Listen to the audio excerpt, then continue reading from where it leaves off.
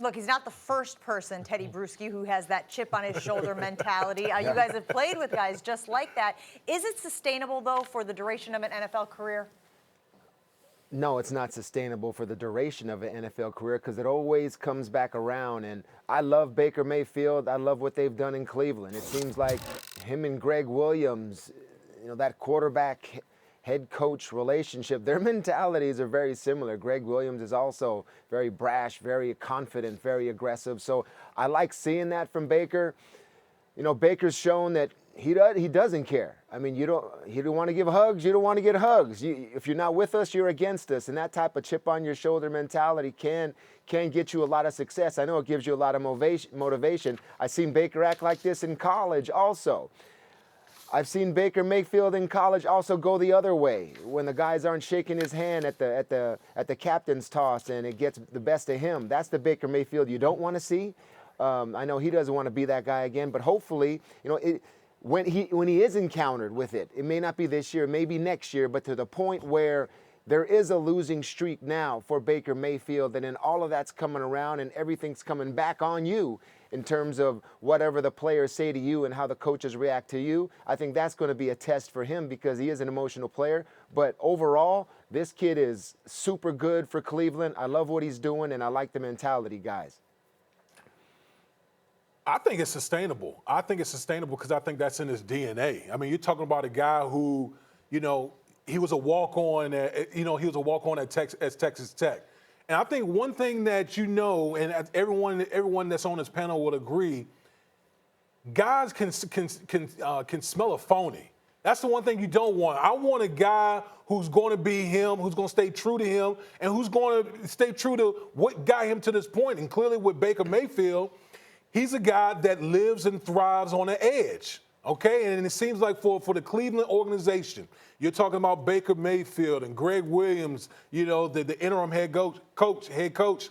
These are two guys that have an edge to them, have an attitude about them, and it seems like it's permeated through the whole entire Cleveland organization. So, for Baker Mayfield, I think this is who he is. He's that type of guy that he wants to live on the edge. I can't even imagine Baker Mayfield in any other type of state than what he is right now. Woody, you don't believe that. Woody, you don't believe I do believe that. I understand if this was a running back, if this was an offensive lineman, if this was a guy that just played through brute strength, he can't be the walk-on for much longer. He can't have that same mentality, Woody. He can't look to you as inspiration. He can't look at Hugh Jackson. I understand the quarterback position is a game of skill. And at some point, you're not going to have the Hugh Jacksons to stare down in the road. At some point, you got to realize it's not high school. It's not college football. This is professional football. And the one thing Baker has failed to realize is that this is a business. Everybody's going to make a big deal out of everything that you do and everything that you say. And if you hang on to every little piece of the media,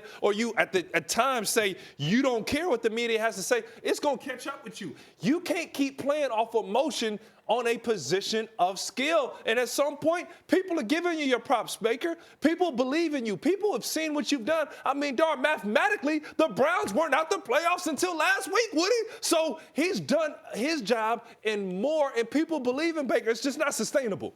Yeah, I think he'll learn throughout the course of his career how the NFL works, how he's going to have players and coaches that have left Cleveland that maybe he may develop certain personal opinions about, but then it comes around in the NFL world and maybe they're back, or maybe you'd think Baker's going to be in Cleveland for a while, but what if he's not? He's going to see coaches.